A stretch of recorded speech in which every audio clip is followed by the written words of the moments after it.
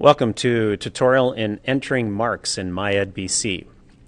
First thing you need to do is log into MyedBC, and at the home page you're going to go to the grades column and choose the icon for the class that you want to input grades for. I'm going to start with my first class, so I'm just going to come here and click on this icon. What that's going to do is take you to the gradebook, and more importantly to the scores area of the gradebook. So gradebook and scores. You can also go there that way.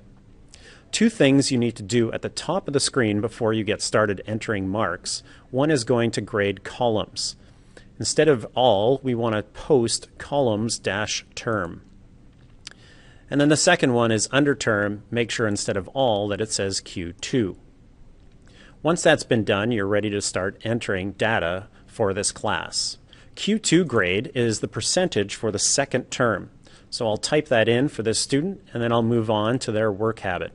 Work habit is a G, S, or N, and it needs to be capitalized. So make sure your cap locks is on, or hold the Shift key.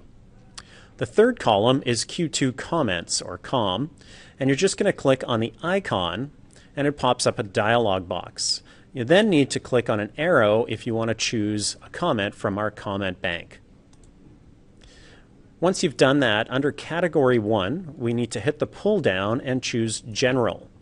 This is going to show all of the various comments that we have in our school's comment bank. Easiest way to choose a comment is just click in the search bar for the number that you want to use. So I'm going to use 142, common comment. Congratulations on a successful year. So I'll click that once and it brings it out into the comment area. I can search for other comments. And once I'm done, I just need to press OK. Now that comment or comments will be attached to that student. You'll see that the icon has changed. It now has blue lines instead of just a blank area. The next column is the final column, and this is for the final percent, and this is just for semestered classes. So once I've typed that final mark in, I'm ready to move on to the next student.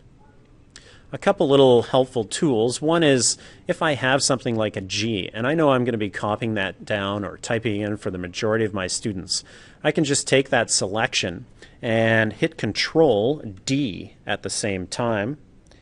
And what that's going to do is it's going to copy that mark to everyone below, so I don't have to type it in each time. Now, that can be done for any of the columns. It just takes that cell and copies it down to the rest of them. It's probably only something you'd use under the work habits, but it is there and available to you if you want to speed the process up. It can also be done with comments and marks as well. Once I've finished entering all of the marks, work habits, comments, and final mark for all of my students in this class, I need to go to Post Grades up in the top right corner here. Once I've clicked on that, it'll just take me to a screen.